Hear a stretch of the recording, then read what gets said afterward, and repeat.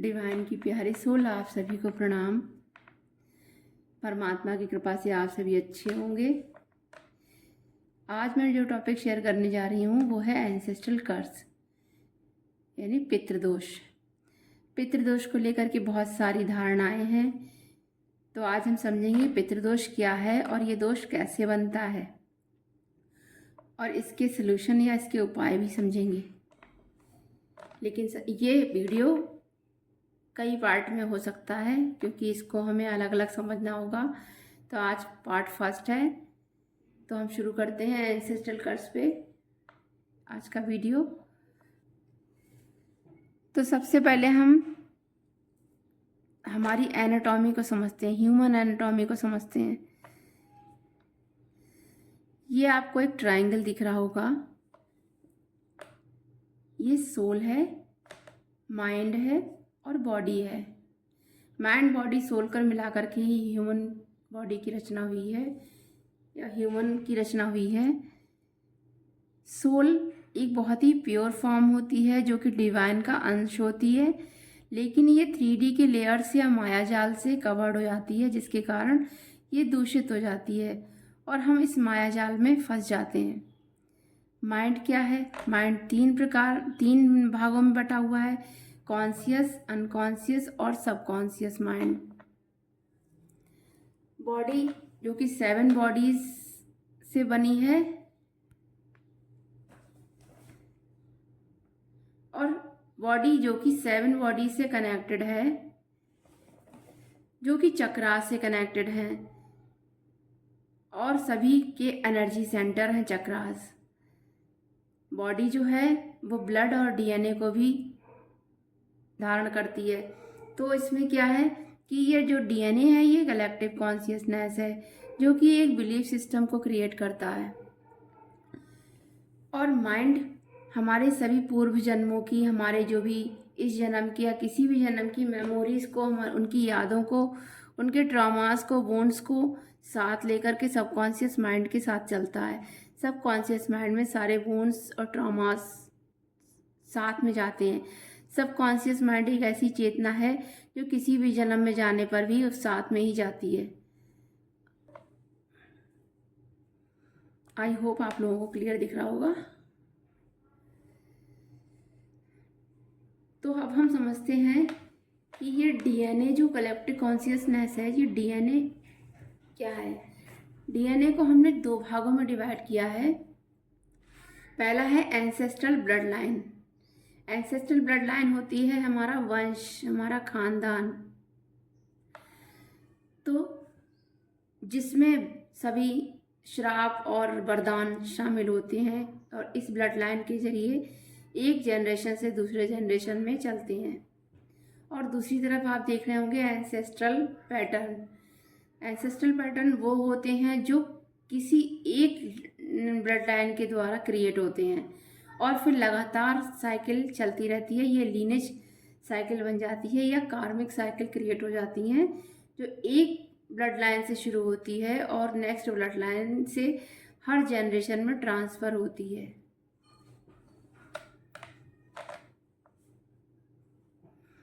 तो अब हम आगे बढ़ते हैं।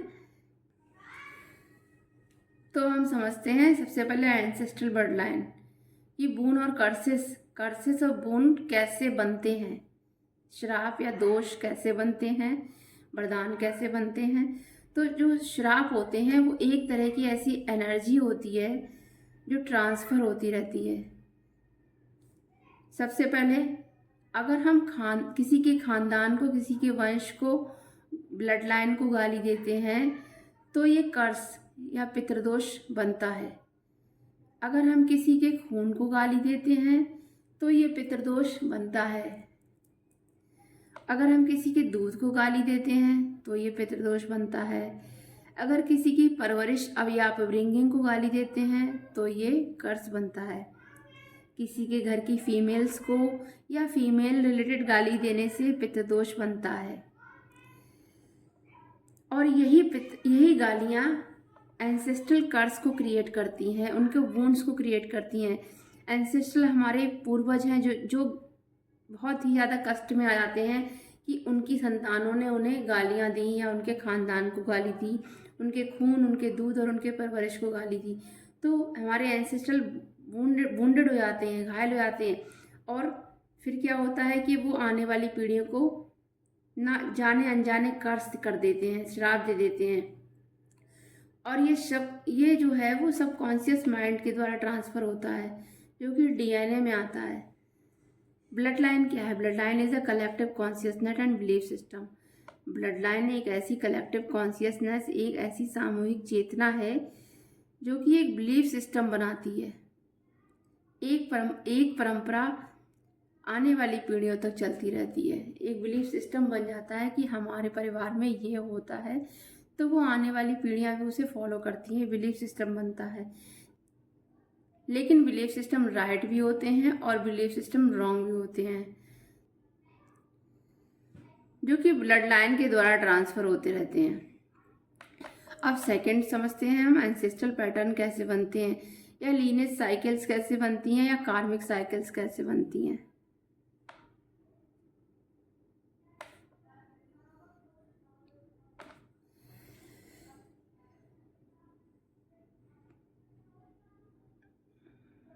एंसेस्ट्रल पैटर्न्स क्या होते हैं कि एक पीढ़ी में अगर किसी को फियर हुआ है तो उसे आने वाली पीढ़ियों में भी वो फियर ट्रांसफ़र होगा। अगर कोई एक पीढ़ी में गालियाँ देता है तो आने वाली पीढ़ियाँ भी उस पैटर्न को फॉलो करती हैं। कोई नॉन वेजिटेरियन हो सकता है तो वो आने वाली पीढ़ियाँ भी उस नॉन वेजिटेरियन हो सकती हैं। जब किसी परिवार में कार्मिक मैरिजेस होती हैं, कार्मिक मैरिजेस को हम अरेंज मैरिज कहते हैं, जो कि बिना किसी प्रेम भाव के, बिना किसी भावना से जुड़े हुए दो लोगों को बांध दिया जाता है आपस में, और दोनों लोगों को ना चाहते हुए भी उस रिश्ते को निभाना पड़ता है। तो ये कार्मिक मैरिजेस होती हैं। किसी किसी परिवार में मल्टीपल रिलेशन रखने की परंपरा होती है, मल्टीपल पार्टनर्स होते हैं, उनके मल्टीपल वाइफ्स होती हैं, इविल एक्टिविटीज़ होती हैं किसी किसी घर में, और वो परंपरागत चली आती हैं।